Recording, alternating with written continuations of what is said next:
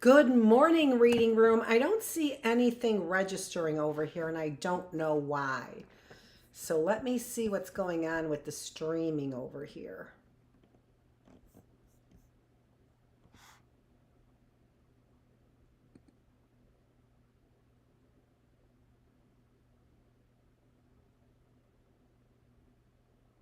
There we go. Okay, all right. It's working. It just wasn't working, and I hate to be the one to be running. I got my shawl on again. I hate to be the one to be reading all of this or doing, what I do, which is interjecting, and then no matter, even if I'm not interjecting and I'm simply just reading, can't stand the idea of doing that when I'm not recording like I should be. Okay, this is Dr. Annette Feravich. We are here in the classroom, and this is specifically the reading room. It is April 3rd, day 176 of the classroom, and we are reading the book, Being Catholic Now. Okay, so I promised Bill O'Reilly is here for our today's reading. This might take 37 days. I don't even know. I thought I read part of this once before, but I looked it up and I did not. Glasses.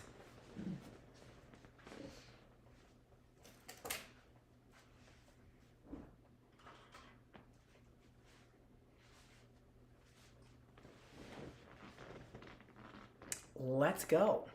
They're kind of dirty, I could see. But, they're probably just scratched.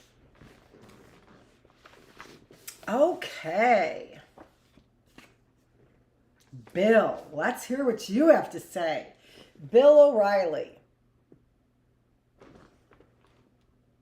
You all know who I'm talking about. No, you probably don't. You're not a bunch of conservatives out there, are you? They're like, nah, shut her down. Bill O'Reilly, September 10th, born September 10th, 1949. Is an author, syndicated columnist, and American political commentator on television and talk radio. He is the host of the O'Reilly Factor on Fox News Channel, the most watched program on cable news. Not so much anymore since he was booted out for sexual improprieties.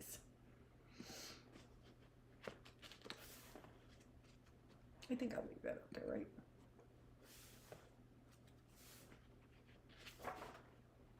Turn the page. It's not Bob Seger time. My parents were both Irish, and their tradition was to go to church every Sunday. I went to Catholic schools and Marist College. I was traditional. No meat on Fridays, just straight down the Irish Catholic line. My mother was religious. My father was more casual, but they did go to church and they were respectful. Priests came over once in a while for dinner. It was built into the fabric of the tradition of the O'Reillys and Kennedys. My mother's a Kennedy on her mother's side. It was just accepted that in my neighborhood, most people were Catholic or Jewish. It was Italian, Polish, Irish, or Jewish. I didn't think I knew any Protestants. I enjoyed being an altar boy. I'd get tipped if I did funerals or weddings. I didn't want to because you have to learn all the Latin prayers, and who wants to do that when you're 10? My mother forced me, but once I got in there, I figured I could make some money.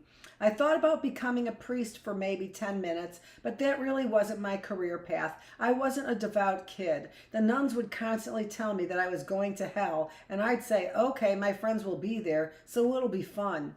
I don't think it's important that you understand the concept of heaven. It can't be defined. I believe that there is a struggle between good and evil in this world. You choose whether to be good, bad, or apathetic. Then the struggle between good and evil plays out in various ways, and the good people, when they die, will be rewarded, and the bad people will be punished. Everyone I've ever met, even the severely mentally deficient people, all have talent somewhere. And if there weren't a God, that wouldn't happen.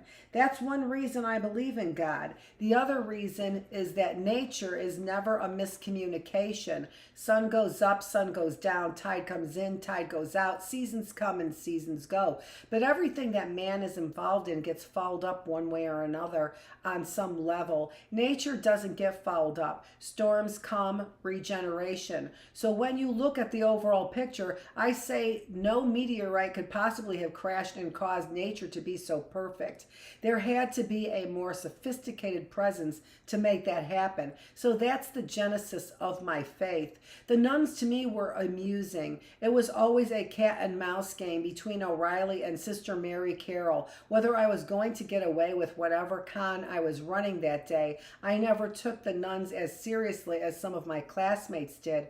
I've always gone to church, even in the Woodstock era, when I was the only one in the chapel and the old priest and I were looking at each other. The reason is that the tradition of the Roman Catholic Church is helpful to me. I like the structure. I like the fact that an hour a week I'm in this environment that I'm not in at any other time. I'm not judgmental. I don't proselytize. Because television is the most secular business in the world, I'm probably one of the very few people in the building who goes to church every week. It was always about what was helpful to me as a person rather than what the nuns told me or being afraid to go to hell. I've always had that outsider view. You can see it on television and journalism in my writing, where I look at things outside, not inside, and try to formulate the best plan to accomplish what I want. I have to get a Kleenex.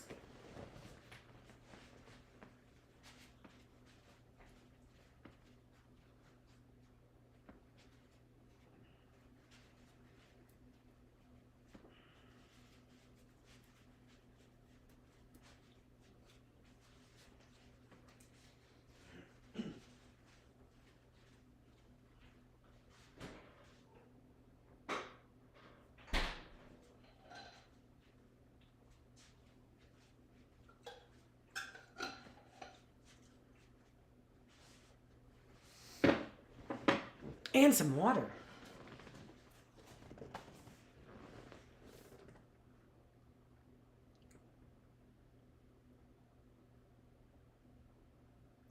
I believe that the inherent gifts I was born with should be used in a positive way. I was born with the writing ability, the ability to speak, and I'm presentable looking. So I packaged that into a television career. Then I decided once I was fairly successful in television to try to use it to advance causes that protect children and hold scoundrels accountable for their bad deeds. I made a decision to use my skill and my position to be an advocate for certain things. I understood when I got into that arena that the New York Times and the people who disagree with me would try to hurt me. I didn't take it seriously enough in the beginning. Now I do. The danger involved bleeds over to my family, which is really the reason that Jesus never got married and the reason the church doesn't want priests to get married. I'm well paid to take it, but it's the worst part of this whole battle between secularism and traditionalism. I don't go at it from a protecting Catholicism point of view. It's protecting the culture. It's quite clear to any honest person reading about the formation of the country that the founding fathers had no problem with the cross or any other public display of religion. The Ten Commandments are in the Supreme Court. The secular progressives understand that what stands between them and their vision of secular nirvana are religious people who make judgments about abortions, gay marriage, euthanasia, legalized narcotics, war and peace, all the way down the line. I just find that to be just really, I'm sorry, Bill, abhorrent what you're saying there. How you are the division in regular people. And then to demonize, that is just a demonization of secular progressives. I would be considered a secular progressive, I think, to some extent. I'm not secular. Probably not. That's what the Christian's battle is all about. Get it out. De-emphasize all religion and spirituality in the marketplace. Then you'll have children who have no frame of reference at all, who will be easily persuaded to go the secular route. If you're offended by the manger scene, then you're nuts. It's a baby in a stable surrounded by his loving parents. We're not set up to give in to somebody's nutty neurosis. Before I got involved with the Christmas battle, the secular progressives were winning. They had big corporations ordering employees not to say Merry Christmas and banishing Christmas from the storefronts. We turned the assault on Christmas around fast. The Christmas battle's won now, but it'll come back again, rightly so, because Christians don't have any other meaning for Christmas than capitalism, or capitalists don't have any other meaning for Christian Christmas other than making money.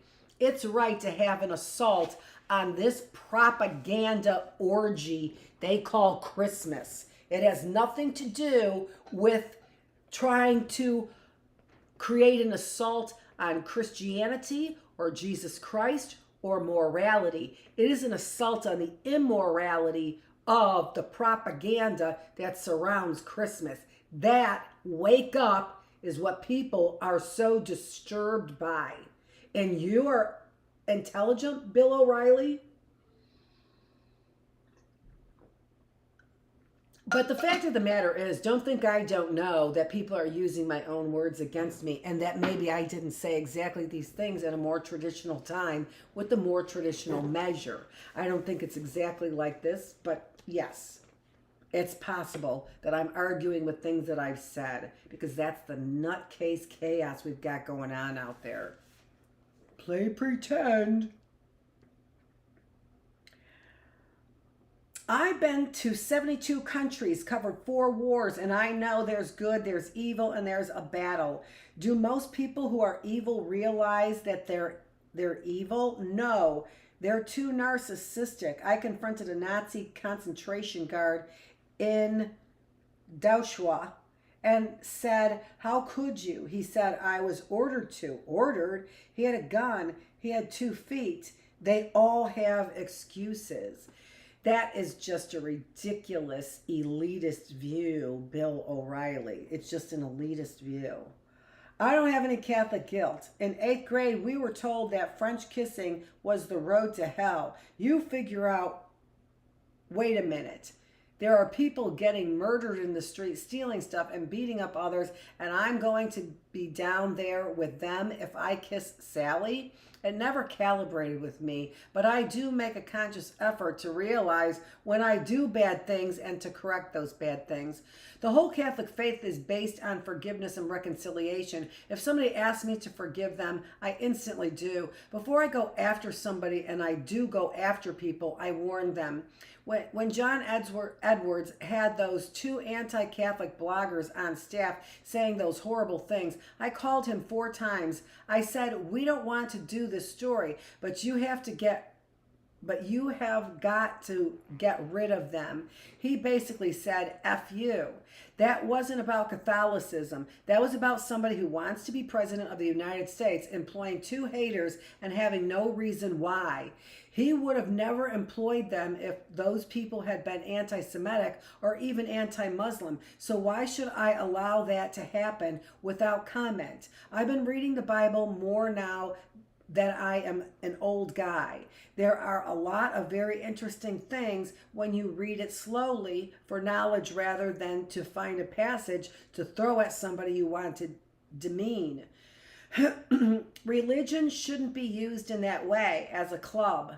That's happened to a lot of the secularists and atheists that I know, and people who have fallen away from the faith, that they resent the fact that religion has been used to brutalize them in some way. Cardinal Law is a villain. I got him removed from office in Boston. I pounded him relentlessly because he was not doing what he should have for the protection of children in this country. It wasn't a Catholic thing. It could have been a rabbi. I don't care who he is. Just because you've got a red cap doesn't give you a pass.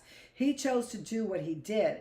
This is my job. I hope I'm not excommunicated. I try to be good, but I'm not a zombie. I couldn't possibly be Pope for a year. I'm the biggest sinner in the world, so the Vatican would have to close.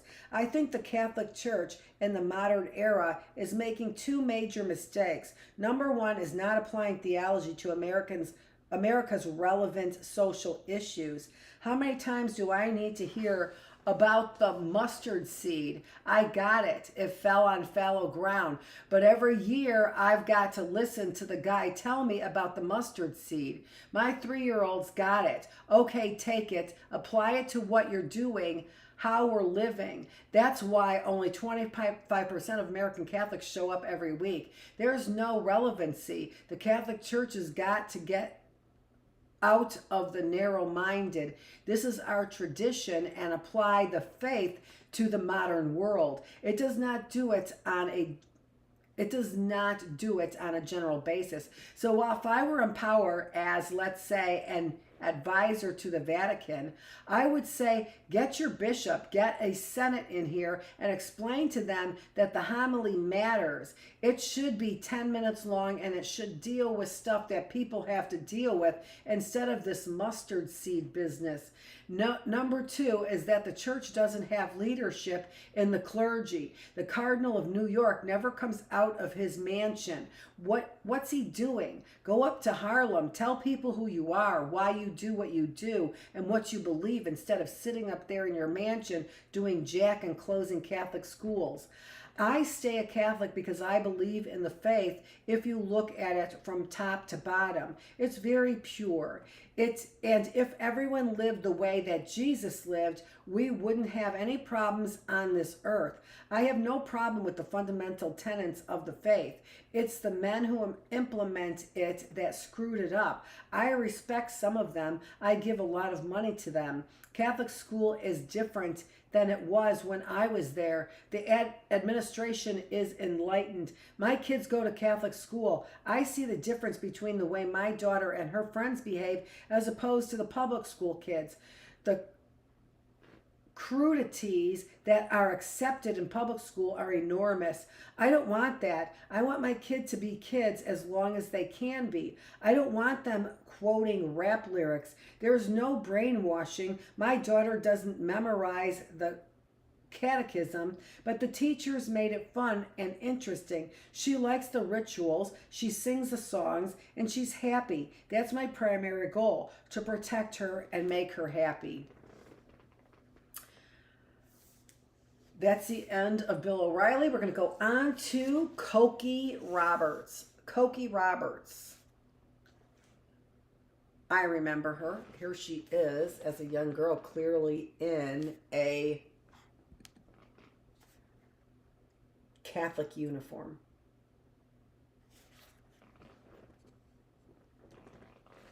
Cokie Roberts is a senior news analyst for NPR, where she was the congressional correspondent for more than 10 years. She is also a political commentator for ABC News, serving as an on-air analyst for the network. She was born December 27th, 1943. I grew up in an intensely Catholic family where there was no question that you were Catholic. I went to very fine Catholic schools run by the Religious of the Sacred Heart. It was the 1950s, and these women took girls seriously when nobody else did. I enjoyed the schools greatly, and as I got older, came to appreciate them greatly. At this point in my life, I consider them to be the most important influence other than my parents, husband, and children. I grew up in a political family, which means there were advantages and disadvantages of being Catholic, and that tends to concentrate the mind. For instance, when my father was running for governor of Louisiana, the election was in early 1952, but the race itself was in 1951. The fact that he was Catholic was a huge political problem. Earl Long would go around northern Louisiana, which is all Baptist, saying they're saying down there in South Louisiana, which is strike one against you, that Hale Boggs is a communist, strike two. Now we know that's not true. Hale Boggs is no communist. He can't be. He's a good Catholic boy. Much worse, they say down there in South Louisiana, well, if Hale Boggs is elected, the Pope of Rome himself is going to come here and run Louisiana. Now you know that's not true. The Pope of Rome is a very busy man, but the Archbishop of New Orleans isn't. It was very much a situation where you knew that being Catholic had its political risks, and the effects of that is it makes you more Catholic. My family was always cosmopolitan, partly because of being in politics. So I knew people from many faiths. In fact, the one thing that I didn't know was ethnic prejudice. I certainly knew racial prejudice all too well, and I knew religious prejudice, but I was in college before I knew there were people who had prejudice against Italians or Irish or Jews. It was an issue with the nuns when I went to Wesley, a non-Catholic college. This was a very brief period of time in American history when you had a large cadre of educated Catholics, but they were still insular. When people became more educated, they became less insular.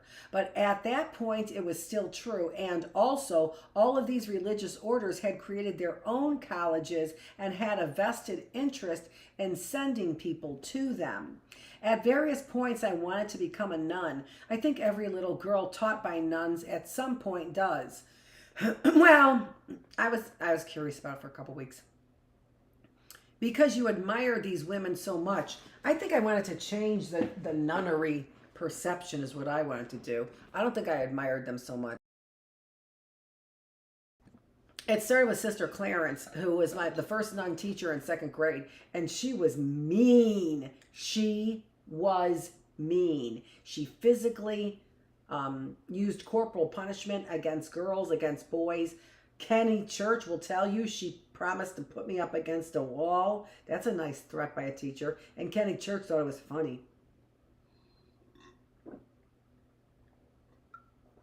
Yeah, real funny. Catholic nuns, in my mind, there was no compassion. Zero. In hindsight, I kind of think Sister Maria might have been, but she was so intolerant sometimes too. Everybody just couldn't wait to get out of her class. They were like, yeah, she was strict. But by that time, you got conditioned to like the strictness. You know what I'm saying?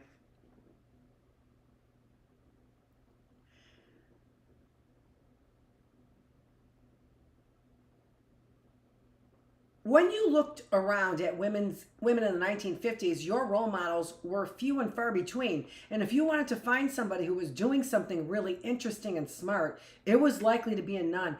That is interesting. What an interesting point, Cokie Roberts, that you are making here about the fact that if you really were to be strong women, being taught by nuns probably helped you be a strong woman. My husband, Steve, whom I met in college, is Jewish.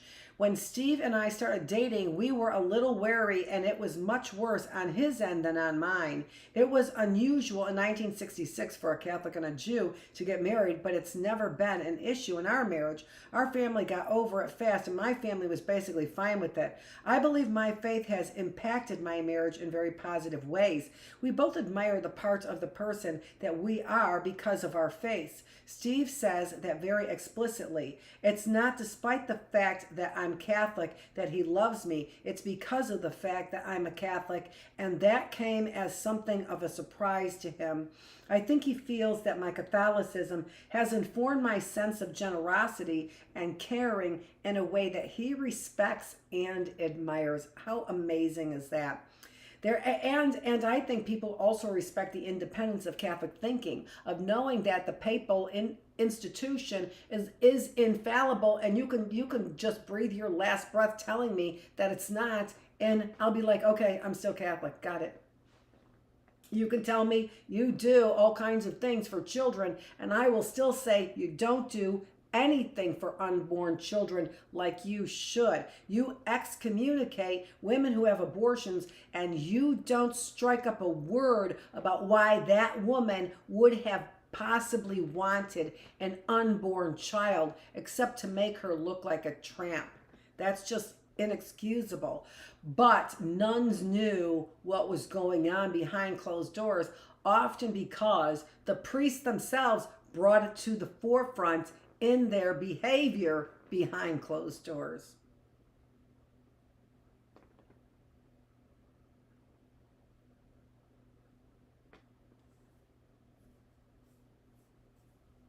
There is a strong sense of tradition and justice in the Jewish community, and particularly in Steve, which I feel attached to. We raised our kids as both. How was the church going to respond to it? How could it say no? There's no intersection. It's ridiculous that the church would deny a Jewish godparent. The truth of it is, any one of us can baptize a child. It's just some priest deciding to pull some power game.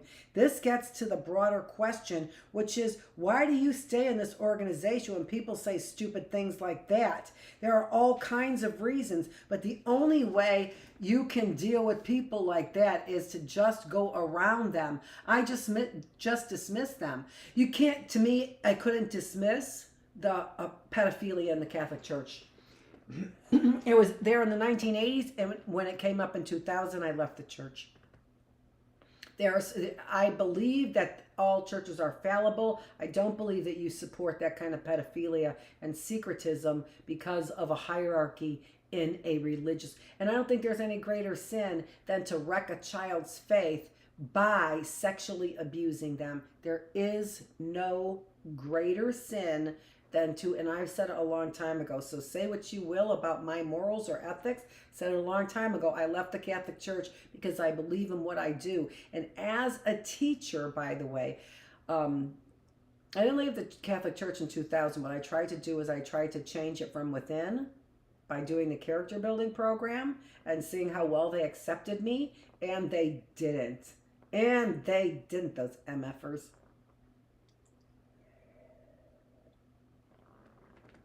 I surely can't hear my voice in a lot of this for sure, though. I just dismiss them. Often they don't know what they're talking about, and if they pull out Canon Law 456, you can always pull out Canon Law 321. I mean, it's the most ambiguous institution on earth on purpose. It hasn't been around for 2,000 years by acting straightforward all the time. Going into journalism in some ways, and in my case, a lot of it, was just haphazard because I was a woman of a certain age doing what I could do, wherever I was at various times in my life, trying to explain the workings of government, the situation of people who are not as well off or as equally treated, certainly comes out of that, so that the body politic understands what's going on. And of course, I've always been involved in good causes, and at this point in my life, that's a huge part of what I do.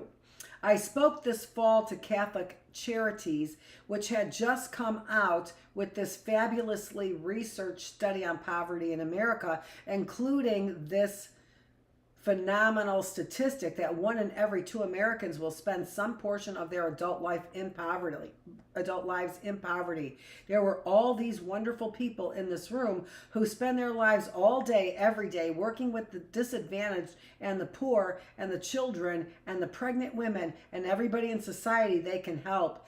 They said to me, how do we get this message out? I said, look, you've got Catholics trapped in churches every Sunday for hours on end. You know there are 5 masses, and the people who should be preaching about income discrepancy are the people who are in front of those Catholics every Sunday. You've got to do a lot better outreach on your own with your own parishes and through the bishops. I swear to gosh, I could hear myself in these words, saying these words.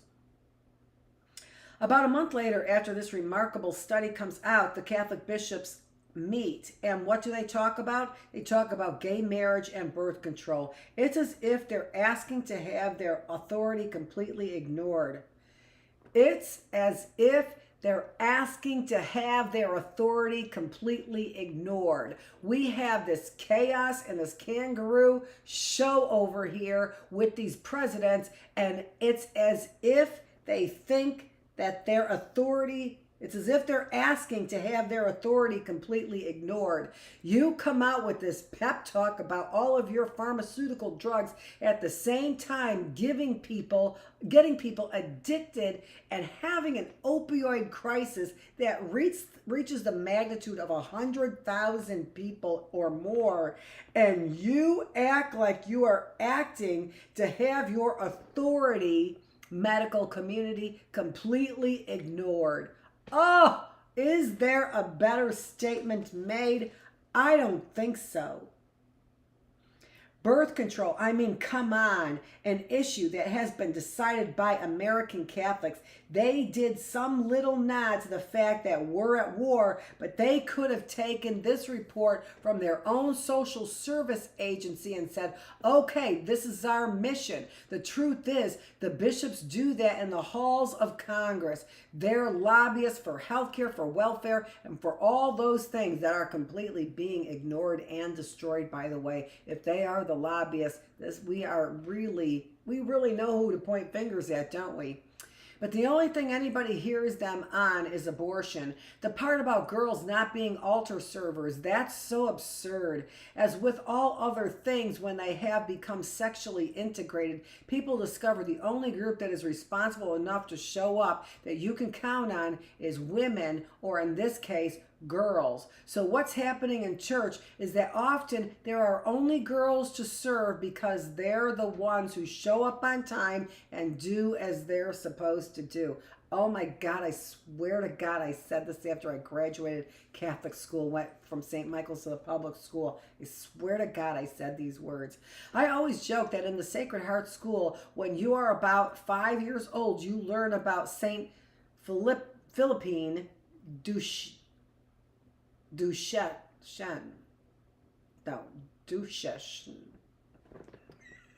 This remarkable woman, whose name is so difficult to say, who comes to this country in her 40s, manages to get across the Atlantic, this dangerous crossing, and has been told by the Bishop of St. Louis that he will help her in her quest to educate the Indians. It's a terrible voyage, and when she comes up the Mississippi and gets to St. Louis, the bishop says to her, never mind, I didn't mean it. And by the way, leave St. Louis. It's never going to amount to anything. St. Charles is going to be opening to the west.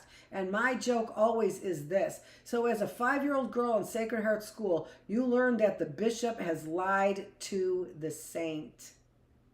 She wasn't a saint in my years, but she is now. The bishop lied to her, and he has it wrong. He is not very bright. Nothing happens to change that view.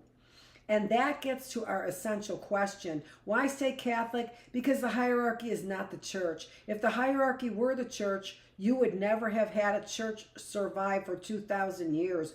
Fortunately, in Vatican II, it was said pretty explicitly that the church is the people of God. We're the church. They can't take that away from us. The notion of leaving the church would just be to give them a victory, and I'm not about to do that. They aren't winning. I disagree with the church all the time. There's hardly ever a time that I agree with it except on social justice issues. Amen, sister, amen. And I'm a great believer in the culture of life. I do believe that there's a role for counterculturalism on the part of the church to stand up for marriage, even though it gets all kinds of crazy in the business of annulment. The church should be a universal respected institution that speaks for the poor. Again, John Paul, for all his doctrinal issues where you could get in a snip with him, was very clear on the preferential option for the poor. We miss hearing that in the pulpit. I only know the words preferential option for the poor because I've covered the Vatican, and nothing can be as off-putting as that. Amen. Preferential option for the poor. Why do they get preferential treatment? What work are they doing? A complete mission to oppose the poor, it looks like, doesn't it?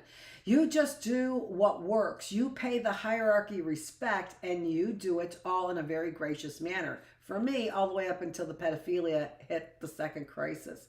But you go on and do what has to be done. When Pope Benedict was about to be elected, and I was in Rome for John Paul's funeral, I said to one of my aunts, who was 92 and quite a devout Catholic, I think this Pope could be a problem. And she said, oh, well, I used to tease my mother that she was the only person I knew who could move to the Vatican and come home Catholic. He doesn't matter to a lot of Catholics. The Pope means something to the nuns. They're the people who feel completely disenfranchised and marginalized, but thank God for them. They're the voice of redemption. Holy smokes, see how I switched and it was Cokie Roberts' view on nuns.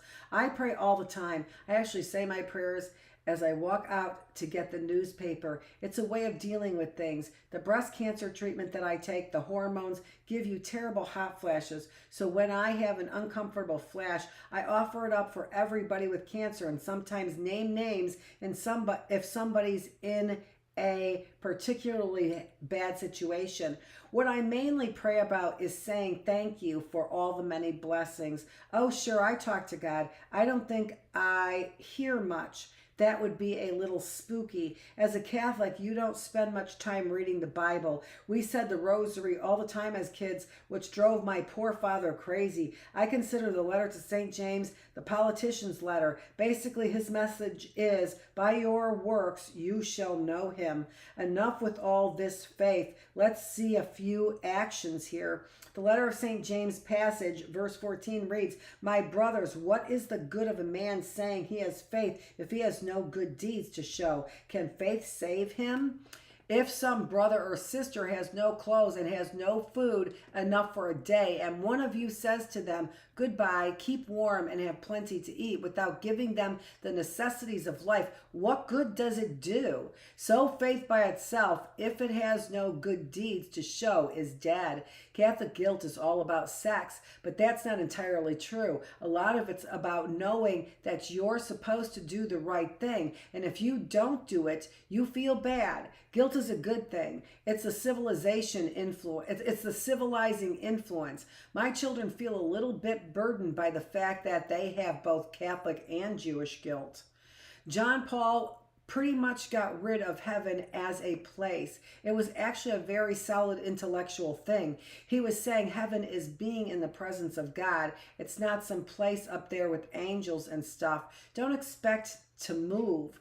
I hope that's right. I hope that there is something after this where you are in some state where you feel complete and where you do check in with people you've missed, your family and friends. I'm with Teilhard de Chardin on the subject of hell. Chardin says, I believe in hell because the theological virtue of faith makes me believe in hell, but the theological virtue of charity makes me exercise the theological virtue of hope that no one is there. I agree with that too. The first thing I would do if I were, and what I disagree with Bill O'Reilly, I really don't want people to go to hell. I want people to reform and transform.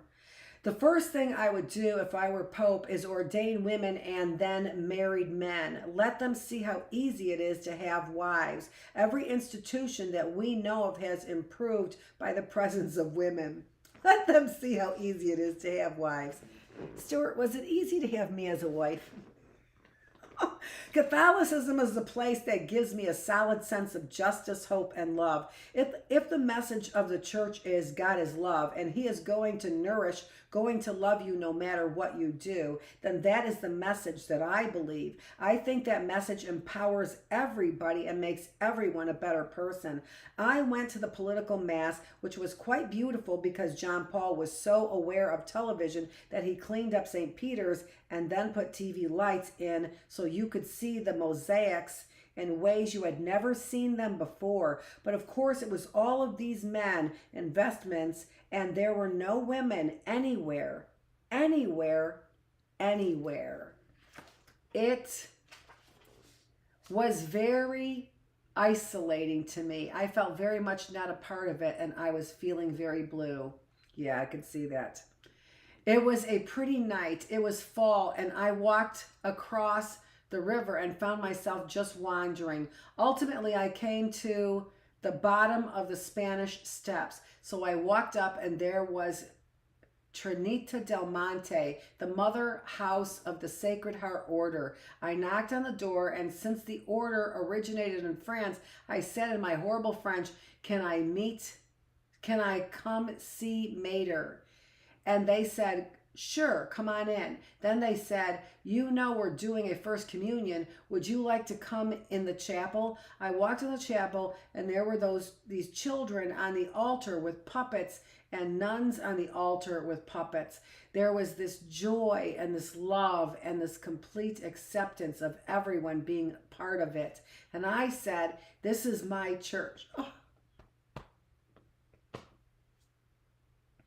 They can't run me out of this church no matter how hard they try.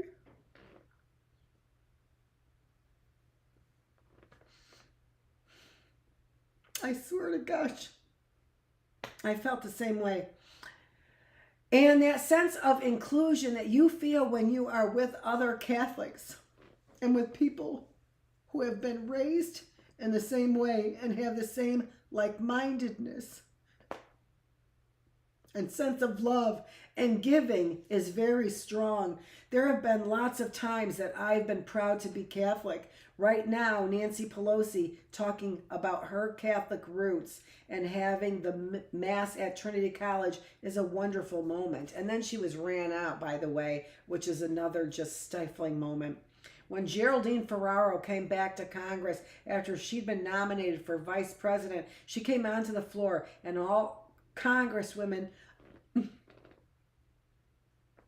of both parties, there weren't that many, came and sat in front rows and gave the 1-minute speeches at the beginning of Congress, and a bunch of them stood up and said, none of us would be here without the nuns.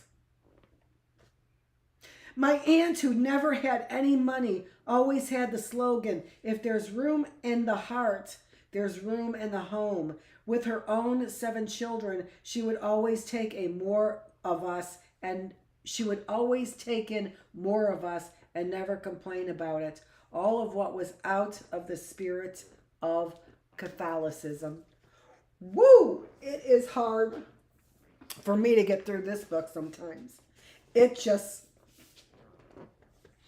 has things that ring so emotionally true for me, clearly. This is Dr. Annette Feravich. Thanks for joining me here in the reading room. We are here on day 176 of the classroom. We are finished with our 3 days on, 4 days off.